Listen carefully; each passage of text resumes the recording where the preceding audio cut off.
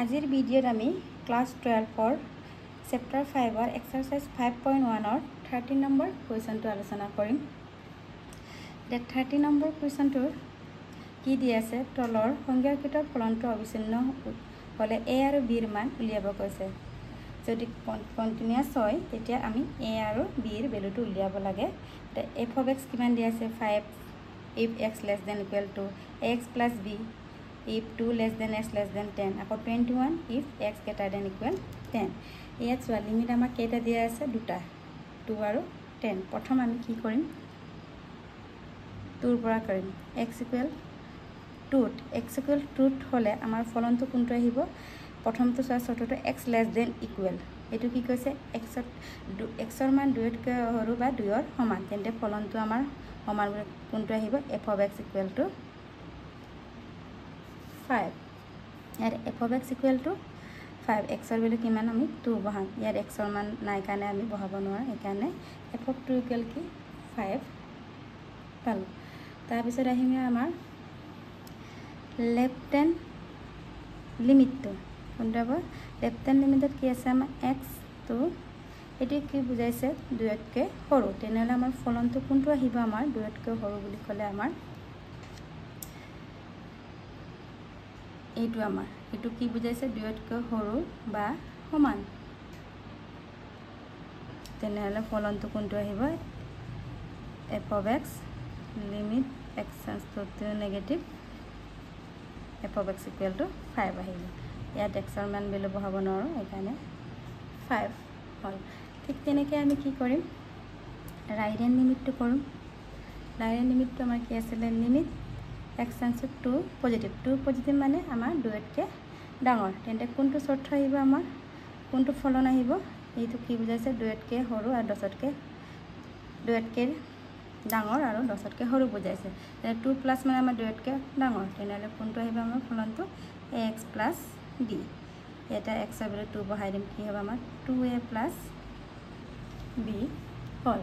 আকৌ কি দিয়া আছে, আমাৰ ফলনটো অলৰেডি আমাৰ কন্টিনিউয়াছ হয়, অবিচ্ছিন্ন হয়, তেনেহ'লে কি হ'ব, দিয়া আছে কি f ফলনটো অবিচ্ছিন্ন, তেতিয়াহ'লে কি হ'ব আমাৰ f of 2 left hand limit equal to আমাৰ ৰাইট হেণ্ড লিমিট। এতিয়া f of 2 কিমান পালোঁ 5, লেফ্ট হেণ্ড লিমিট আমি 5 পালোঁ, ৰাইট হেণ্ড লিমিট কি পালোঁ 2a plus b। এতিয়া আমাৰ 2a plus এটা ইকুৱেশ্যন বনা সমীকৰণ 2a plus b equal to আমাৰ 5, তেন্তে b ইকুৱেল কিমান হ'ব আমাৰ 5 minus 2a। এটা আমাৰ সমীকৰণ পালোঁ, এইটো আমি 1 নম্বৰ সমীকৰণ দিওঁ। তাৰপিছত নেক্সট আমি ক'ত দেখাম, x ইকুৱেল 10ত দেখাম। এতিয়া আকৌ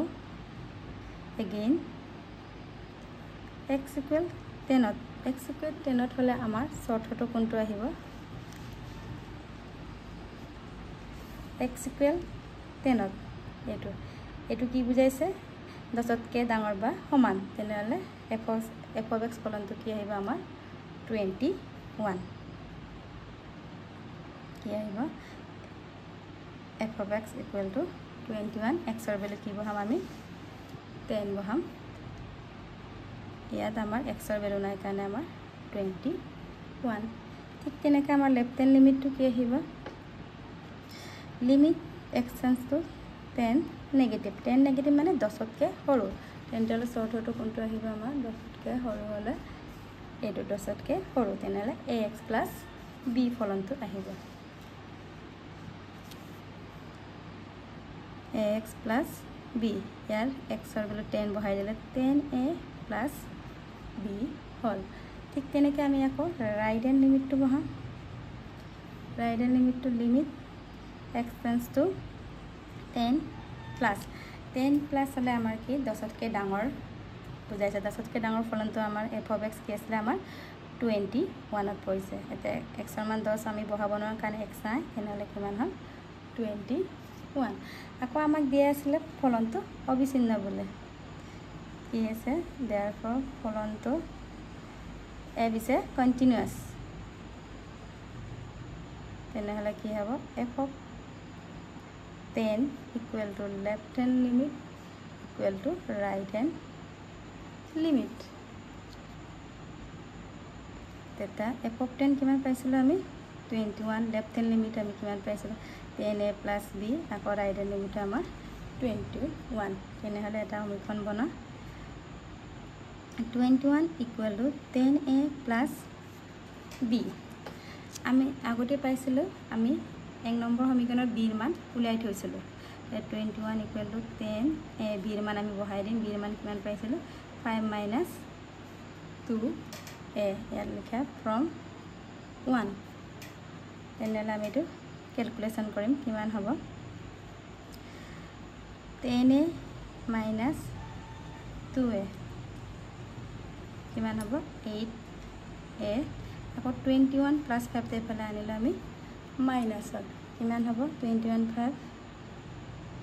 16 আকৌ a ৰ ভ্যালু 16/8 কিমান হ'ব 16/8 কিমান হ'ল আমাৰ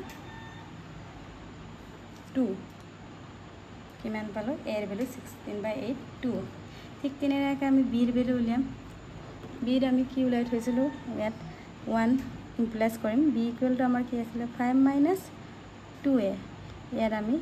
a ৰ মান বহাই দিম 2 into 2 কিমান হ'ব 5 minus 4 2 2 jar 4 5 minus 4 কিমান হ'ল আমাৰ 1 আমি কি পালে তে a equal to b equal 1 এটোই আমাৰ উলিয়াব দিছিল দেয়াৰ পৰা a equal to 2 b equal 1 আৰু এবাৰ ভালকে চাই লোৱা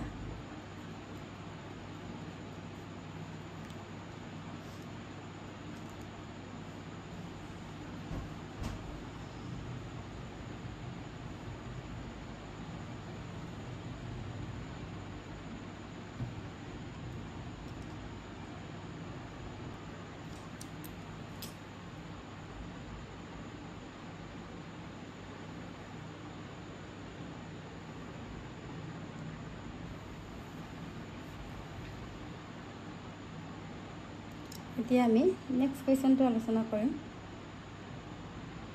এটা 31 কোৱেশ্চনটো যে দেখুৱা যে f of x equal to cos x square দ্বাৰা সংজ্ঞাবদ্ধ ফলনটো অবিচ্ছিন্ন ফলন এটা আমাৰ কি হ'ব সলিউশন ইয়াত আমাৰ লিমিট দিয়া নাই তেতিয়া লিমিট নিদিলে আমি কি লৈছিলো x equal c লৈছিলো হয় না তেতিয়া আমাৰ f of x কি আছে এঠাই ফাংশন দিয়া আছে তেনে এটোকে লিখিম cos square এটা x equal c কৈছে তেনে f c কি হ'ব আমাৰ f c equal to cos c square এতিয়া হিবা আমাৰ left hand limit x tends to c negative এটা আমাৰ ফলন আছে ফাংশন আছে cos x square আগতে কৈছিল ত্ৰিকোণমিতিৰ ক্ষেত্ৰত আমি কি কৰিছিল limit x tends to c minus h left hand limit cos x square আকৌ যেতিয়া আমি লিমিট h tends to 0 বহা cos x ৰ ঠাইত কি বহাম দে আমি c minus h whole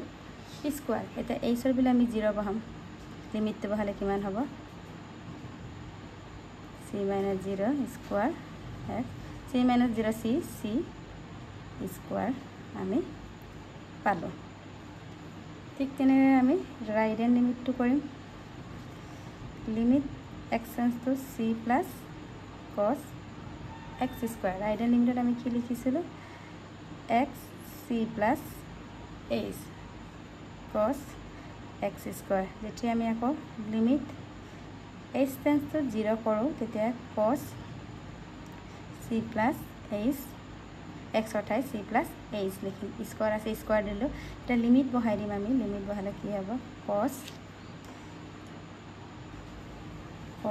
c plus 0 square c plus 0 c তেনালে কি পালো আমি cos c স্কয়াৰ এতিয়া সো আমাৰ কি পালো f of c to cos c square পালো left hand limit to cos c square right hand limit আমাৰ cos c স্কয়াৰ আমাৰ তিনটা ভ্যালু একে হল একে হলে আমাৰ কি হয় আমাৰ অবিচ্ছিন্ন হয় মানে it is a continuous function তেনেহ'লে এটাকে এফ ফলনটো অবিচ্ছিন্ন ফলন এইটোকে আমাক দেখুৱাব দিছে ইয়াৰ পিছৰখিনি মই নেক্সট ভিডিঅ'ত আলোচনা কৰিম